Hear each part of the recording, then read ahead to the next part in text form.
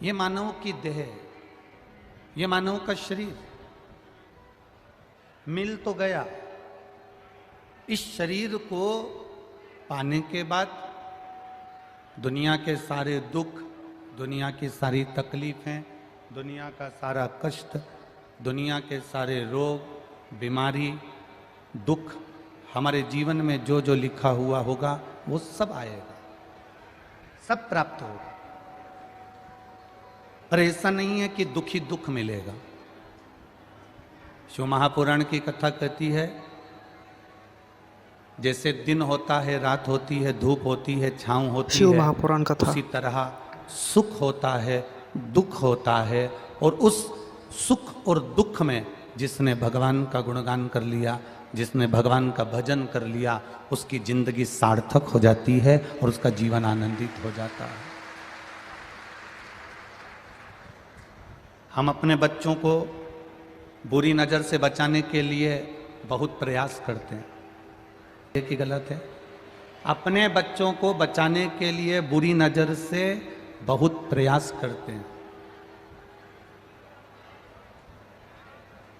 हमने बच्चों को बुरी नज़र से बचाने के लिए उसके गले में काला धागा डाल दिया। हमने बच्चों को बुरी नज़र से बचाने के लिए उसके हाथ में काली पोत पहना दी। हमने बच्चों को बुरी नज़र से बचाने के लिए उसके पाँव में काला धागा बांध दिया। अपने बच्चे को बुरी नज़र से बचाने से ज़्यादा जरूरी है अपने बच्चों को बुरी संगत से बचाना जरूरी है।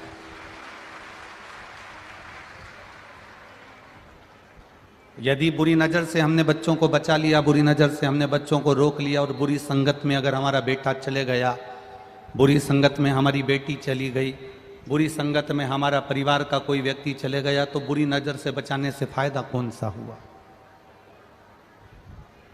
बुरी नज़र से बचाने के लिए गले में काला धागा बांधा जाता है, हाय चंद्रमा पहनाया जाता है।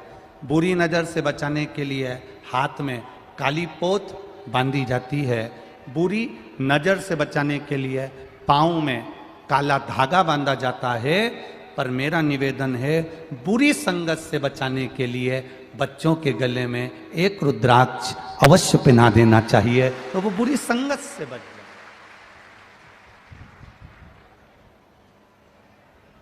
जैसे गले में एक काला धागा बांध देने से बच्चे को बुरी नजर नहीं लगती, उसी तरह गले में एक रुद्राक्ष, एक तुलसी का मन का, एक तुलसी की माला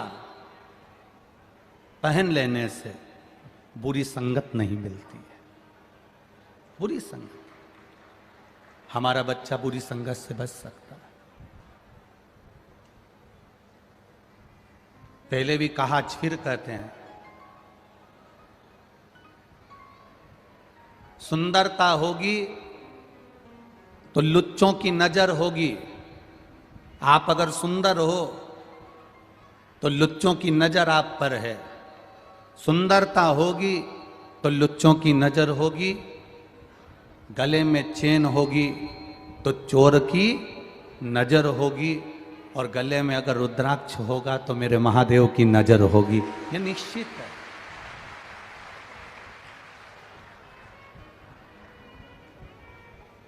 बहुत कम कीमत का, फ्री में कुबेरेश्वर धाम से रुद्राक्ष मिल जाता, निःशुल्क, कोई कीमत नहीं है उस रुद्राक्ष की।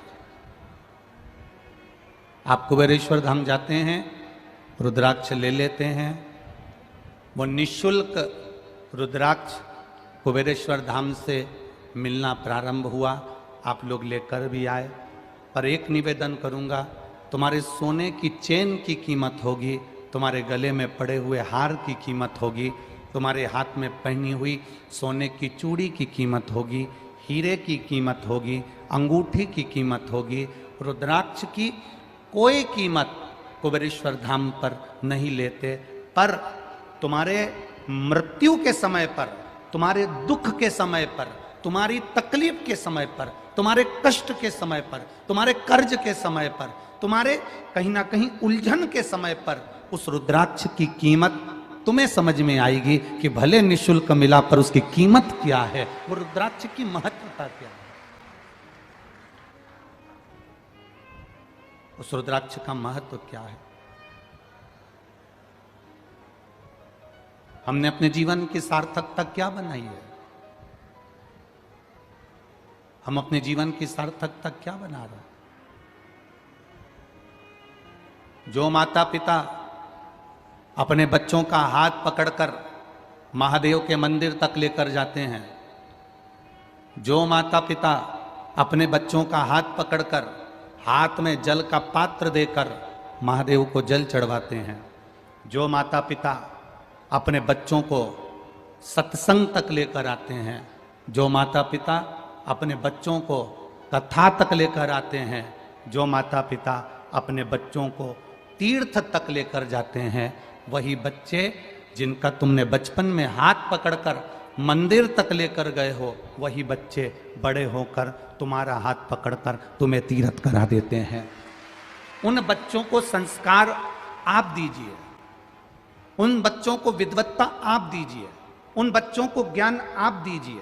आप अगर छोटे छोटे बच्चों को मंदिर तक ले जा रहे हो, आप छोटे छोटे बच्चों को एक लोटा जल पकड़ा रहे हो, आप छोटे छोटे बच्चे के गले में रुद्राक्ष डाल रहे हो, आप छोटे छोटे बच्चे के गले में एक तुलसी का मन का एक माला डाल रहे हो, उस बच्चे को हाथ पकड़कर आप मंदिर तक लेकर गए हो, तो वो बच्चा आपके बुढ़ापे में आपका हाथ पकड़कर आपको तीर्थ तक लेकर जाएगा, कृष्णेश्वर महादेव तक लेकर जाएगा।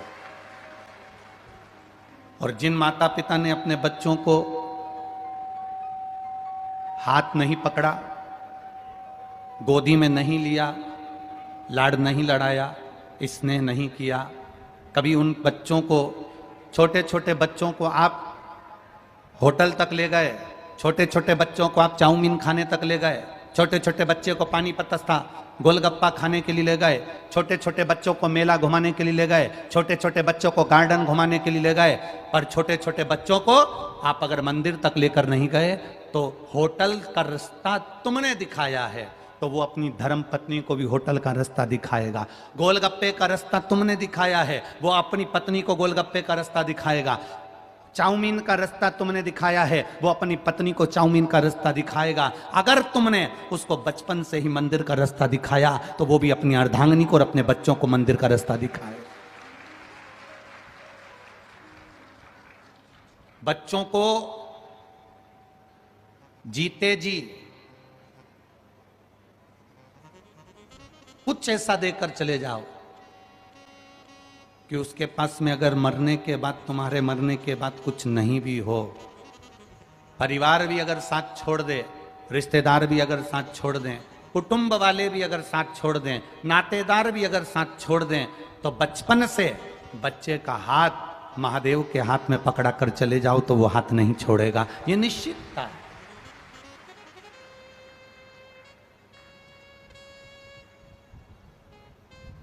संत एकनाथ जी के पिताजी, संत एकनाथ जी की माता जी, जो भगवान की अविरल भक्ति में डूबी रहती थीं, उन्होंने अपने बच्चों को सबसे पहला अगर गुण दिया था, एकनाथ जी को सबसे पहला अगर गुण अपने माता पिता ने अपने बच्चे संत एकनाथ जी को दिया तो वो गुण दिया था कि क्रोध मत करना, गुस्सा नहीं आना चाहिए, क्रोध नहीं आना चाहिए। अब यहां इतने सारे बैठे हो रहे तुम, कल भी टेंट बढ़ाया था, रात भर टेंट बढ़ा है तुम्हारे चक्कर में, और आज फिर टेंट के बाहर लोग खड़े हुए हैं। अब ये ग्राउंड में जगह है कि नहीं है, पहले वो देखना पड़ेगा। इतने सारे बैठे हो, आप में से कितने लोग हैं जिनको क्रोध नहीं आता? झूठ मत बोलना, नहीं तो तुम हाथ तो तुरंत उठा दो। तो हम कोई से पूछ लें, तुम में से कितनी माताएं जो अपने पति को रोज प्रणाम करती है? अभी अभी तुम में से पूछ लें कि तुम में से कितनी माताएं जो अपने पति को रोज प्रणाम करती है, हाथ उठाओ तो जरा। अरे एक हाथ तो उठा लो री। हाँ ठीक है, अब उठाया नहीं उठाया बराबर, पर 2-4 ने उठाया और वापस गिरा लिया, हम समझ गए करवा चौथ पे पड़ती होगा। उतना तो हम समझते हैं कि कोई 30 त्योहार होगा, करवा चौथ होगा, आदि कादिक होगा तो भले पढ़ लेती होगी। आप में से कितनी माताएं जो अपने पति को प्रणाम करती है? बहुत कम। अच्छा जाने दो, आप में से कितनी माताएं जिनके पति तुम्हें प्रणाम कर लेते? कभी कभी वो भी प्रणाम कर लेता है। अरे तेरे हाथ जोड़ू चुप हो जा, तेरे पांव पड़ू तो चुप हो जा। क्यों मेरी मां से भिड़ती है, क्यों अपशब्द कहती है, क्यों ताना देती है, क्यों गाली देती है? मैं तेरे हाथ जोड़ रहा हूं, तेरे पांव पड़ रहा हूं।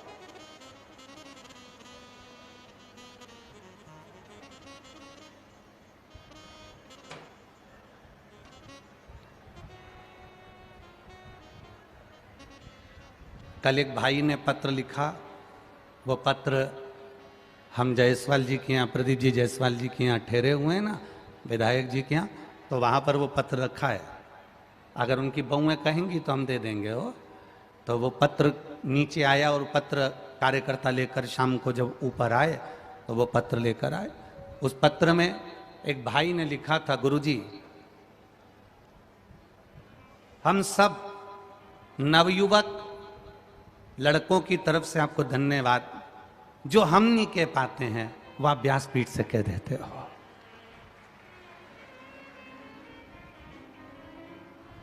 क्योंकि हमारी इतनी सामर्थ्यता नहीं है कि इन जगदम्बाओं से कुछ कहते हैं, हमारी सामर्थ्य।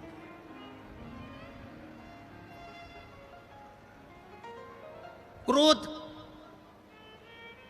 ऐसा कोई व्यक्ति नहीं जिसको नहीं आता है।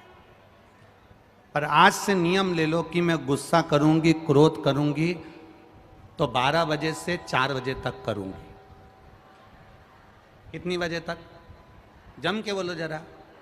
चलो ठीक है, 12 से 4 की जगह तुम्हारा 1 घंटा और बढ़ा दे, 12 से 5 बजे तक गुस्सा करूंगी। क्रोध का समय होता है सुबह उठने के बाद दोपहर के 11 बजे तक क्रोध अपना कार्य करता है। कितनी बजे तक?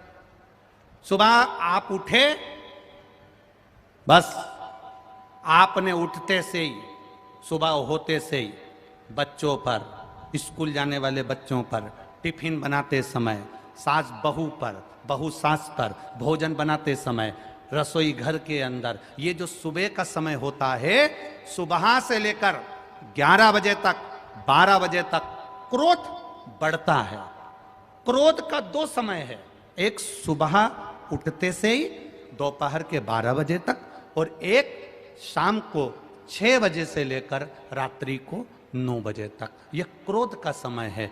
इसलिए आपसे निवेदन है, शिव महापुराण में हम एक नियम बना लें कि हम गुस्सा करेंगे तो दोपहर में 12 बजे से, बोलो बोलो जम के बोलो, 5 बजे तक करेंगे। अगर कोई बात में गुस्सा सवेरे आ भी गया तो लिख के रख लो कि मैं 12 बजे के बाद लड़ूंगी।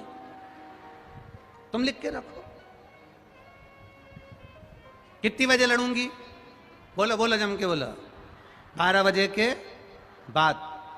अगर सास ने कुछ कह दिया लिख के रख लो, इनको जवाब कब दूंगी, जम के बोलो जरा, 12 बजे के बाद। बहू ने कुछ कह दिया तो सास भी लिख के रख ले, जवाब कब दूंगी, अरे जम के बोलो जरा, 12 बजे के बाद। कितने घंटे दिए तुमको लड़ने के लिए, झगड़ने के लिए, क्रोध करने के लिए? कितने घंटे दिए? 5 घंटे दे दिए। 12 बजे से 5 बजे तक मैं गुस्सा करूंगी, क्रोध करूंगी, सुबेरे क्रोध नहीं करूंगी। चाहे मुझे कितना भी कोई गुस्सा दिलाए, सास कुछ भी बोले, बहू कुछ भी बोले, देवर जेठ जेठानी कुछ भी बोले, रिश्तेदार कुछ भी बोले, पर मैं क्रोध सुबह से लेकर 12 बजे तक नहीं करूंगी, और शाम को 6 बजे से लेकर, बोलो बोलो जम के, 9 बजे तक नहीं करूंगी। गुस्सा अगर आ भी जाए, क्रोध अगर आ भी जाए, तो दोपहर का जो समय है उस समय करूंगी। अब कई माताएं कहती हैं गुरुजी आप कहते हो 12 बजे से 5 बजे तक क्रोध कर लो, पर दिक्कत तो ये है कि ये भी ऑफिस चले जाते हैं, दुकान चले जाते हैं, सास कमरे में टीवी खोल के शिव महापुराण की कथा सुनने लगती है, बच्चे घर में आ जाते हैं, मैं उनकी देख में रेख में लग जाती हूं, तो फिर झगड़ा कब करूं, फिर गुस्सा कब करूं, क्रोध कब करूं? एक क्रोध का समय है।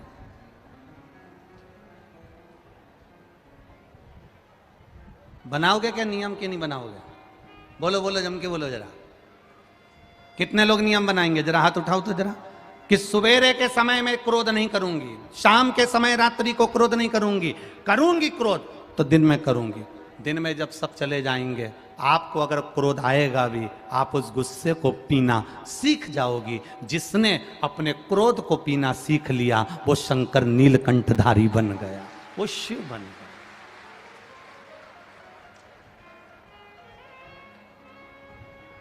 एक बात कहना चाहेंगे, अगर आपको बुरी ना लगे तो। लगेगी तो नहीं? पक्का बोलो री जी इधर वाली, बुरी तो नहीं लगेगी? और इधर वाली कह दें। आज सबसे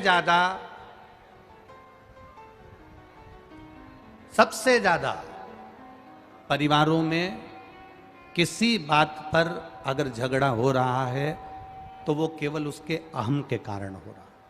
सास अपना अहम रख रही है, अहंकार रख रही है, बहू अपना अहंकार रख रही है। हम तो यहां छत्रपति संभाजी नगर में एक बार पहले मारवाड़ी समाज का कार्यक्रम था, महिला मंडल का, उसमें आगमन हुआ था। और हमारे एक परम प्रिय शिष्य यहाँ रहते हैं, सोपान दत्तात्रेय जी नारखेड़े, उनके यहाँ पहले भी बारंबार आगमन हुआ। अब महाराष्ट्र की पावन धारा पर पहले भी बारंबार आगमन हुआ, परंतु हमारा केवल इतना सा निवेदन है कि अपने क्रोध को संयमित रखिए, क्रोध को संयमित। जिसने अपने क्रोध पर संयम कर लिया वो स्वयं महादेव का स्वरूप हो गया, स्वयं महादेव। देव अपने बच्चों को प्रॉपर्टी दो मना नहीं, अपने बच्चों को गाड़ी दो मना नहीं, अपने बच्चों को लैपटॉप दिलाओ मना नहीं है, अपने बच्चों को अच्छा अच्छा मोबाइल दिलाओ मना नहीं है, अपने बच्चों को अच्छे अच्छे कपड़े दिलाओ मना नहीं है। पर निवेदन है, अपने बच्चों को तुमने लैपटॉप दिलाया, मोबाइल दिलाया, गाड़ी दिलाई, बंगला दिलाया, प्रॉपर्टी दी, ये सब बच्चे के काम के कब हैं? जब आपका बच्चा संस्कारित हो। अगर बच्चा संस्कारवान नहीं है तो कितनी भी गाड़ी दे देना, वो जुए में हार कर आ जाएगा, या डब्बे में गोल कर आएगा, या कहीं मदिरा के नशे में बेचकर फेंक कर आ जाएगा। आपके बच्चों को अगर आपने संस्कार दिया है, आपके बच्चों को आपने मंदिर तक ले जाकर छोड़ा है, आपके बच्चों को आप हाथ पकड़कर भगवान शिव की कथा तक लेकर आ रहे हो, आपके बच्चों को टीवी खोलकर आस्था चैनल पर, फेसबुक, यूट्यूब पर अगर एक छोटा सा क्लिप भी अपने बच्चों को शिव महापुराण का दे रहे हो, तो ये निश्चित है तुम्हारा बच्चा तुम्हारा हाथ पकड़कर कभी तुम्हें वृद्धाश्रम में छोड़कर नहीं आएगा, वो तुम्हें तीर्थ तक लेकर जाएगा, तीर्थ तक लेकर। तुम्हारा बच्चा तुम्हें वो परमात्मा के द्वार तक लेकर जाएगा, भगवान की अविरल भक्ति तक लेकर जाएगा। करो भक्ति उसकी। शिव कथा कह रही है।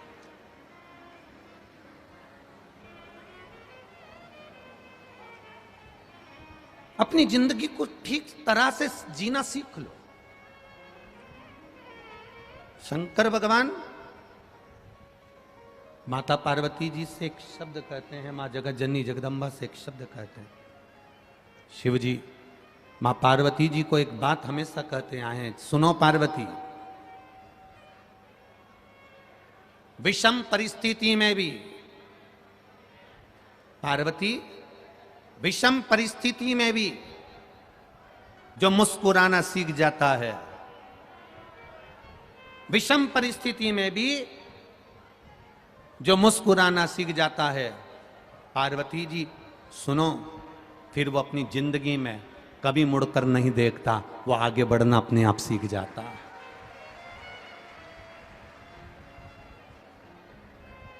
विषम परिस्थिति में कार्यकर्ता ध्यान देंगे, कोई पानी की बोतल वगैरह अभी ना बांटे। आप लोग सब लोग पानी लाए हो ना साथ में? बोलो, जम के बोलो, लाए हो ना? बस तो फिर कथा सुनने आए हो ना? बहुत दूर दूर से आए हो, दिन भर धूप में तप रहे हो, टेंट के नीचे बैठे हो। 3 घंटे की कथा में आधा घंटा हमने सावन महाराज को, आशीष भैया नहीं आए हैं थोड़ा कारणवश, तो सावन भैया मंच का संचालन कर रहा है। आपको समय मिला है उसका स्मरण करिए। जितने मौन रहकर कथा का आनंद लोगे, झोली भर कर लेकर जाना तो जिंदगी संवर जाएगी आपकी, आपको फिर कहीं जाने की जरूरत नहीं पड़ेगी। बहुत शांति के साथ, बहुत आनंद के साथ कथा सुनो, अपनी जिंदगी को सार्थक बनो। पड़ोसन को अगर प्यास भी लगे तो अपनी पानी की बोतल दे दो, इसमें से पी लो, पर शांत बैठकर कथा सुनो। बहुत मुश्किल से मिली है, कुछ छत्रपति संभाजी नगर के भाग्य होंगे, आप सबके सौभाग्य होंगे, इसलिए ये कथा यहां पर हो गई हमारा। वो कहते हैं ना, संत नगर में आए तो समझ लो अपना भाग्य है। शिव महापुराण नगर में होए तो समझ लो अपना भाग्य है। संत अपने घर पर आए तो समझ लो कि अपना सौभाग्य है। संत अपने को याद कर लें तो समझ लो अपना अहो भाग्य है। और संत आए नगर में, शिव महापुराण कथा हो रही नगर में, और अपन कथा तक नहीं जा पाए तो समझ लेना अपना दुर्भाग्य है।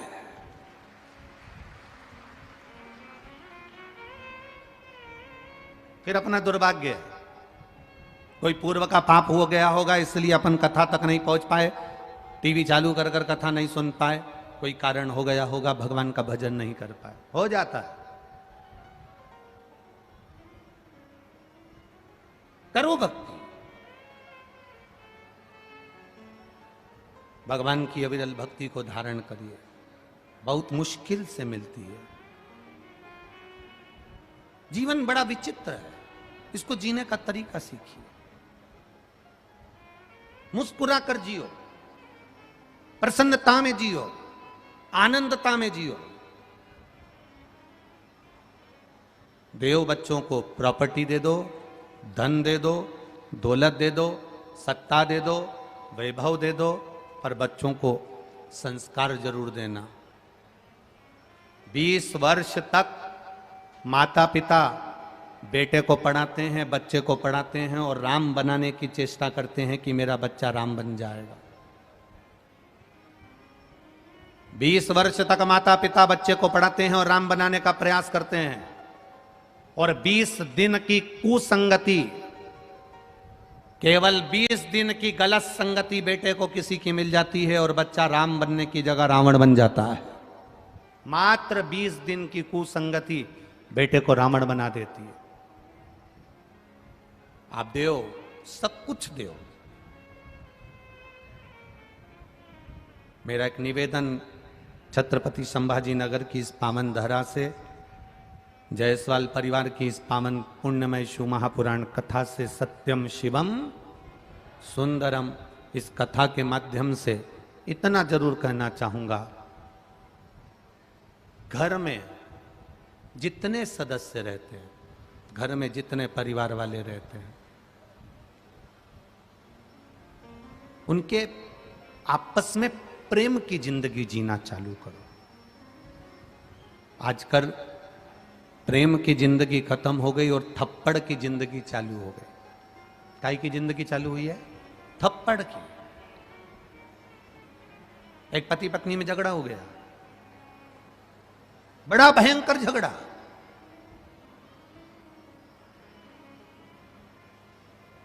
और पति पत्नी में झगड़ा हुआ और झगड़ा होते से ही पति ने एक थप्पड़ रखकर पत्नी को मार दिया।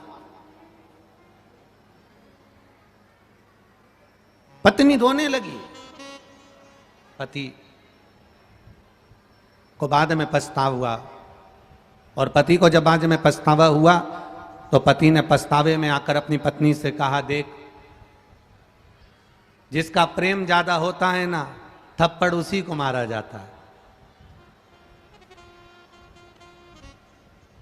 अपन दोनों में बहुत प्रेम है ना, और मैं तुझसे बहुत ज्यादा प्रेम करता हूं, इसलिए मैं तुझे थप्पड़ मार दिया हूं, बुरा मत मानना। बस पत्नी ने सुना। अब इसका प्रेम कम था। जब तुमने अपना प्रेम दिखा दिया तो फिर इसने भी एक जो धर के दिया। पति बोला, तूने मुझे मारा? पत्नी कहती है, तुमसे बहुत प्रेम करती हूं।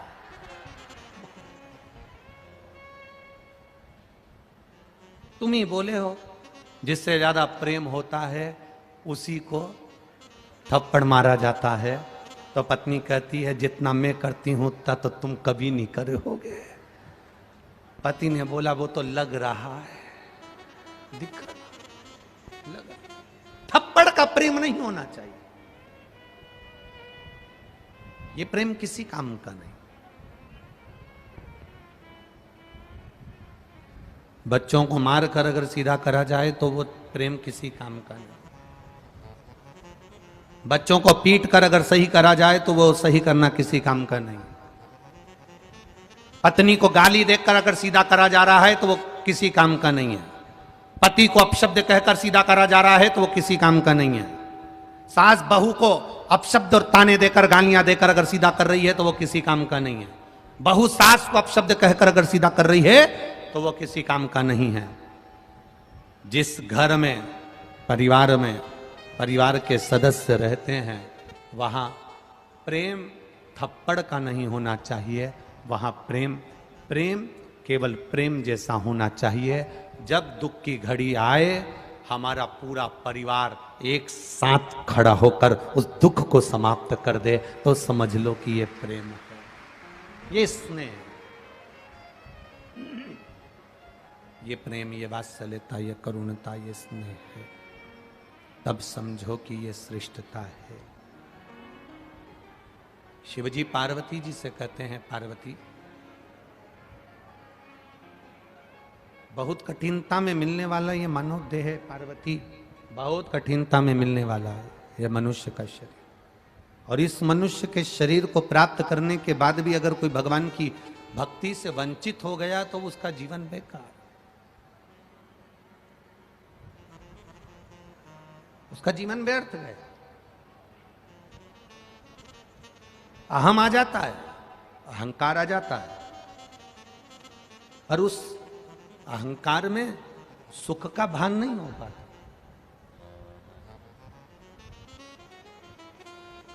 कोई जरूरी नहीं कि आप जहर पिएंगे तो नीलकंठधारी बनेंगे। कोई जरूरी नहीं कि आप धतूरा खाएंगे तो शिव कहलाएंगे।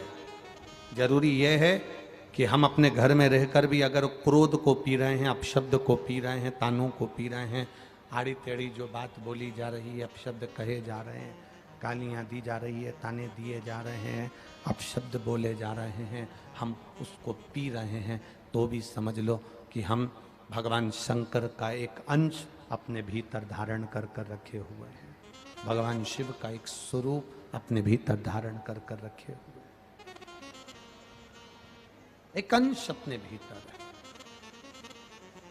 एक भगवान शंकर के परम उपासक थे दासी मैया।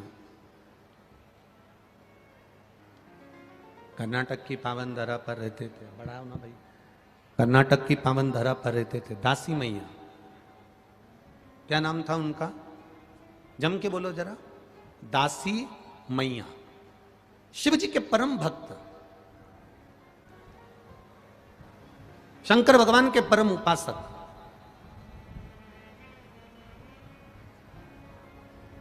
बड़ी भक्ति थी उनकी।